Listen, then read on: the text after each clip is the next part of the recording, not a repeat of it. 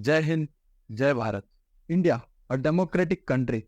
But sadly, which political system was created to solve the problem of the country has itself become a biggest problem for the country. We, as an independent voter, at some point, questions like what difference does my one vote make? On what basis I should elect someone? As a youth, how can I contribute to the politics and the change we need? People often say young people should get into politics, and if more number of young people get into it, there is a hope for system to change. Some people are keen on getting into the system for the betterment, but everyone is anxious as the system itself discourages them to get in. As success depends upon caste, money, and hereditary things. This system where meritocracy is not respected, where talent is not respected, where work and sincerity is not rewarded, is it really okay for you to ask us to join this system in this manner? This small discouragement is the symptom of degradation for the quality of this country. Another big thing. What is this caste based politics doing in this country? Now we are choosing a leader because he belongs to a particular caste. This system is not putting the power in the hands of the people who have the integrity to lead this country forward. What does this corruption and election lead to us? It is leading to the next problem and making the entire political system into a return on investment model. So the one who gets into the politics are there for the best returns on their investment. Then whom do we have the option to vote for? I will give you my personal experience.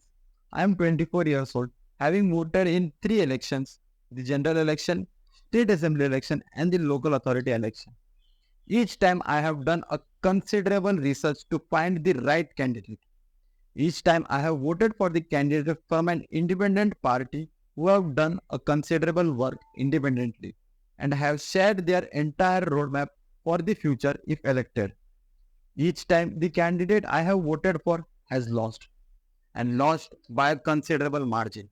And each time the candidate from a major party with a criminal background or a minimal education mustered up more votes than the candidate I voted for, but not necessarily won the election. Now, most would tell me that this is the exact reason why he or she would not vote, since good candidates don't stand a chance of winning, be it a blind voting. I am not claiming that one should always vote an independent candidate. My ask is just spend some time in researching on the candidate in your constituency.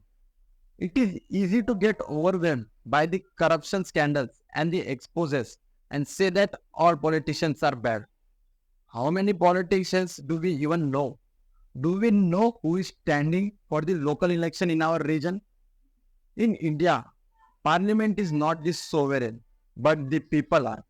Preamble start with we, the people, which means the people are the powerful in India.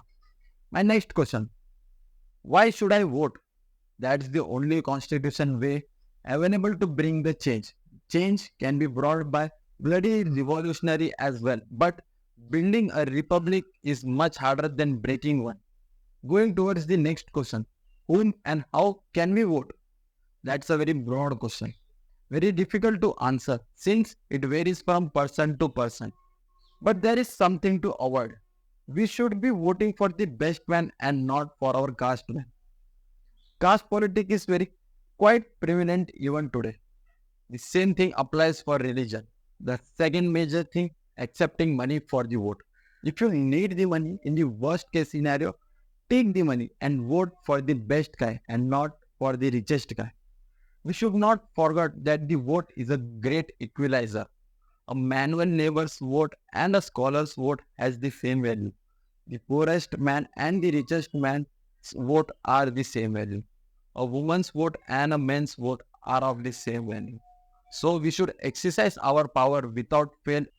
By giving it a shot, I risk my failure. But by avoiding it, I ensure it. So I will end this video by promising you that this time in Lok Sabha election, I will fulfill my duty of being an responsible Indian citizen.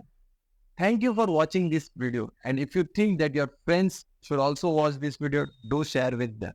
And do share your views in your comment section.